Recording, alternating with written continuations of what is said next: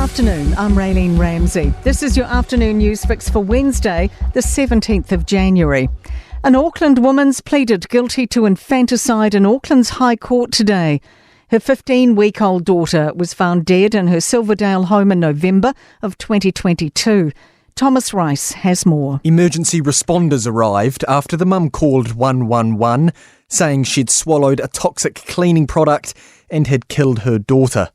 During today's hearing, the Crown prosecutor noted 3 psychiatrists have determined that she was suffering a severe depressive episode following and caused by the birth. She'll be sentenced in May.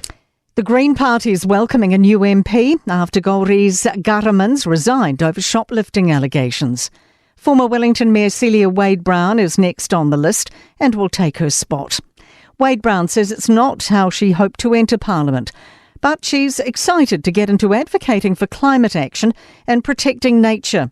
She says she has no doubt Garaman will recover and go on to change the world. The Motor Trade Association says applying road user charges to EV owners from April makes things fairer. Association boss Lee Marshall says he's not worried it will reduce uptake of clean cars. Electric vehicles will continue to arrive here irrespective of incentives simply because that's what manufacturers are starting to make. Consumers are tightening their belts. Stats NZ figures show the value of retail transactions dropped 2% or $132 million from November to December. ASB senior economist Kim Mundy says it reflects the broader economic backdrop. She says the effects of the Reserve Bank's monetary policy tightening are starting to ramp up. A lot of people who have mortgages, the amount that they're having to pay on that mortgage is now substantially higher than it was, say, 12 months ago. And so we are really seeing quite a broad-based pullback in consumer spending. It's still too early to say whether rising global dairy prices will push up Fonterra's Farmgate milk price. Prices rose 2.3% at the global dairy trade auction overnight. It's the third consecutive rise to global prices since Fonterra raised its Farmgate to a new midpoint of $7.50 on December 7. Fonterra Managing Director of Strategy Emma Parsons says the Farmgate price is constantly reviewed. They're always monitoring the impact of global prices on the milk price, and as soon as there's any update for farmers, we'll be absolutely sure to let them know. More than 1,500 refugees made New Zealand their new home last year.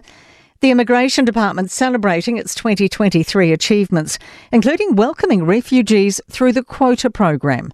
Chief Operating Officer Stephen Vaughan says they processed more than 1 million visa applications, thanks to the border being fully open for the first time in 4 years. That's a fantastic program and a fantastic result too, because the annual quota went from 1,000 to 1,500 in 2023, and this was our first big full year of resettling new people into New Zealand.